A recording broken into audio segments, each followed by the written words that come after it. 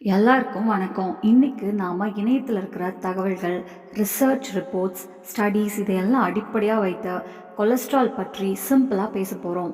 நண்பர்களே, கொலஸ்ட்ரால் அப்படின்னு சொன்னாலே நம்ம ஹார்ட் பிரச்சனைகளுக்கு பெரிய காரணமா இருக்கிற ஒரு விஷயம். நம்ம உடம்புக்குள்ள 2 வகை கொலஸ்ட்ரால் இருக்கு. ஒன்று எல்டிஎல் கொலஸ்ட்ரால், இன்னொன்று ஹெச்டிஎல் கொலஸ்ட்ரால்.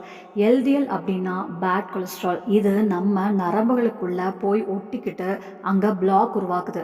அதனால இது நம்ம உடம்புக்கு நல்லதில்லை. ஹெச்டிஎல் அப்படின்னா குட் கொலஸ்ட்ரால். இது பாதுகாப்பானது, நம்ம ஹார்ட்டையும் நரம்புகளையும் பாதுகாக்குது. மேலும் பேட் கொலஸ்ட்ராலை குறைக்கவும் உதவுது. பொதுவாக இணையத்தில் இருக்கிற ஹெல்த் ஆர்டிக்கல், ஸ்டடீஸ் எல்லாம் சொல்கிறது என்னன்னா, கொலஸ்ட்ரால் குறைக்கணும்னா டயட்டு, லைஃப் ஸ்டைல், எடை கட்டுப்பாடு இதெல்லாம் ரொம்ப முக்கியம். ஆனால் இதோடு சேர்த்து சில சிம்பிள் வீட்டு வைத்தியங்களும் இருக்குது. அந்த வைத்தியங்கள் கொலஸ்ட்ரால் லெவலை குறைக்க நல்லா ஹெல்ப் பண்ணும். அதுதான் இந்த வீடியோவில் பல இணைய ஆய்வுகள் சொல்கிற மாதிரி ஒரு வாரத்தில் கொலஸ்ட்ரால் லெவலை மெதுவாக குறைக்க உதவுற சில விஷயங்களை பகிர போகிறோம். வீடியோக்குள்ளே போகிறதுக்கு முன்னாடி இந்த மாதிரி ஹெல்த் தகவல்கள் உங்களுக்கு பயன்படும்னு நினச்சா சேனலை சப்ஸ்கிரைப் பண்ணிக்கலாம். நிறைய பேர் என்ன சொல்கிறாங்கன்னா, இழுக்காமல் நேராக ரெமெடி மட்டும் சொல்லுங்கன்னு. அது சரிதான். ஆனால் ரெமெடி மட்டும் சொன்னால் பல பேருக்கு ஏன், எப்படி, எதுக்கு அப்படின்னு புரியாமல் போயிடும். உங்கள் வாழ்க்கைக்காக, உங்கள் நல்லதுக்காக ஒரு 10 நிமிஷம் செலவிடுறது ஒன்றும் தப்பில்லை இல்லையா? அதனால் இங்கே நாம் விஷயத்தை இழுக்காம அதே நேரம் எல்லாருக்கும் தெளிவாக புரிகிற மாதிரி சிம்பிளாக சொல்ல போகிறோம். இது யாருக்கும் கட்டாயம் கிடையாது. உங்களுக்கு இஷ்டம் இருந்தால் மட்டும் ட்ரை பண்ணலாம். சரி வாங்க, இப்போது நேராக ரெமெடிக்குள்ளே போகலாம். முதல்ல நான் சொல்கிறது பூண்டு. ஆமாம், பூண்டு கொலஸ்ட்ராலை குறைக்க ரொம்ப நல்லது. பூண்டுக்குள்ள இயற்கையான சல்ஃபர் காம்பவுண்ட்ஸ் இருக்குது. அதில் முக்கியமானது ஆலிசின். இதுதான் பூண்டுக்கு இருக்கிற எல்லா நல்ல குணங்களுக்கும் காரணம். பூண்டு பேட் கொலஸ்ட்ராலையும் குறைக்கும், குட் கொலஸ்ட்ராலையும் கூட்டும். அதோடு சேர்த்து பிளட் ப்ரெஷரையும் கண்ட்ரோல் பண்ண உதவும்.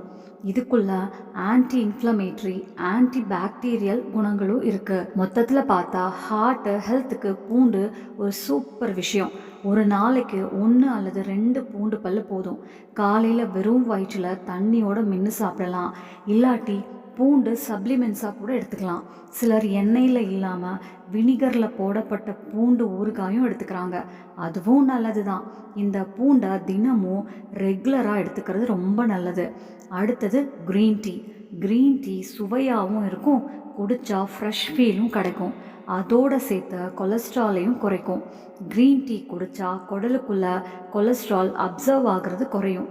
இதுக்குள்ள ஆன்டி இன்ஃப்ளமேட்ரி, ஆன்டி ஆக்சிடென்ட் குணங்களும் இருக்குது. அதனால் ஹார்ட்டையும் பாதுகாக்கும்.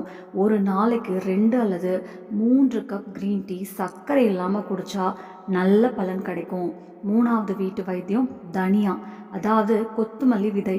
இது நம்ம சமையலில் அடிக்கடி பயன்படுத்துகிற ஒரு விஷயம்தான். ஆனால் இதை தனியாக எடுத்துக்கிட்டாலும் நிறைய நல்ல பலன் இருக்குது. ஆயுர்வேதத்தில் இதுக்கு முக்கிய இடம் இருக்குது. தனியா கொலஸ்ட்ராலை குறைக்க உதவும். இதை லேசாக வறுத்தும் சாப்பிடலாம், ரொம்ப டேஸ்ட்டாக இருக்கும். சோம்போடு சேர்த்து வறுத்தும் சாப்பிடலாம். கல் சர்க்கரை கூட கலந்து எடுத்துக்கலாம். தேங்காயோட சேர்த்தும் சாப்பிடலாம். இப்படி பல விதமாக எடுத்துக்கலாம். ஒரு நாளைக்கு 1 அல்லது 2 டீஸ்பூன் கொத்தமல்லி விதை போதும்.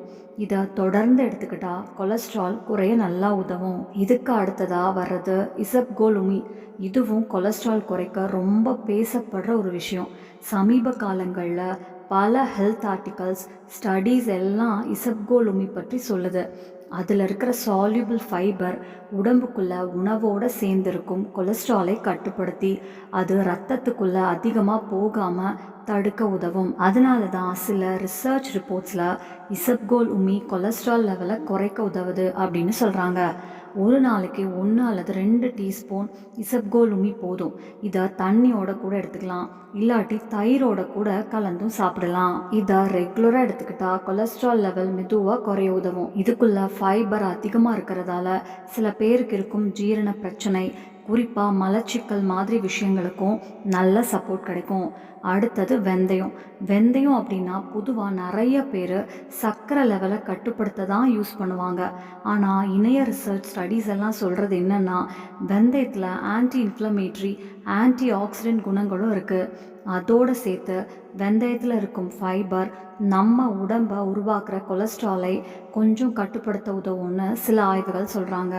அதனால மொத்தமாக பார்த்தா கொலஸ்ட்ரால் ப்ரொஃபைலை மேனேஜ் பண்ண வெந்தயம் நல்ல சப்போர்ட் கொடுக்கும். ஒரு நாளைக்கு 1 அல்லது 2 டீஸ்பூன் வெந்தயம் போதும். இரவு தண்ணியில் ஊற வச்சு காலையில் சாப்பிடலாம். இல்லாட்டி காலை உணவுக்கு முன்னாடி அல்லது சாப்பிட்ட உடனே கூட எடுத்துக்கலாம். கடைசியாக நெல்லிக்காய் அப்படின்னாலே இணையத்தில் இருக்கிற நிறைய ஹெல்த் ஸ்டடீஸ் எல்லாம் இதை ஒரு ஸ்ட்ராங் ஆன்டி ஆக்சிடென்ட் சோர்ஸாக சொல்கிறாங்க. இதில் விட்டமின் சி அதிகமாக இருக்குது. இதனால் கொலஸ்ட்ரால் லெவல் குறைய உதவும் அப்படின்னு பல இடங்களில் சொல்லப்படுது.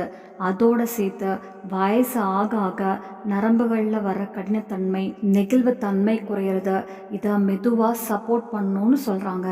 அதனால் ஹார்ட் ஹெல்த்துக்கு நெல்லிக்காய் நல்ல சப்போர்ட்.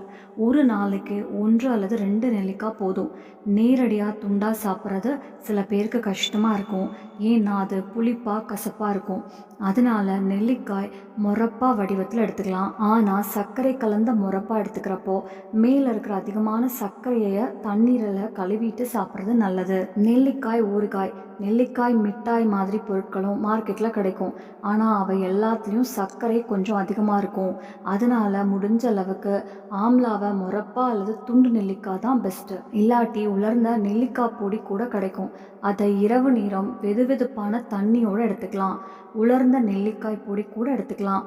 அது கூட ரொம்ப நல்ல விஷயம்தான். நீங்கள் பவுடர் எடுத்துக்கிறீங்கன்னா ஒரு நாளைக்கு 1 அல்லது 2 டீஸ்பூன் போதும். இரவு தூங்க போகிறதுக்கு முன்னாடி வெதுவெதுப்பான தண்ணியோடு எடுத்துக்கலாம்.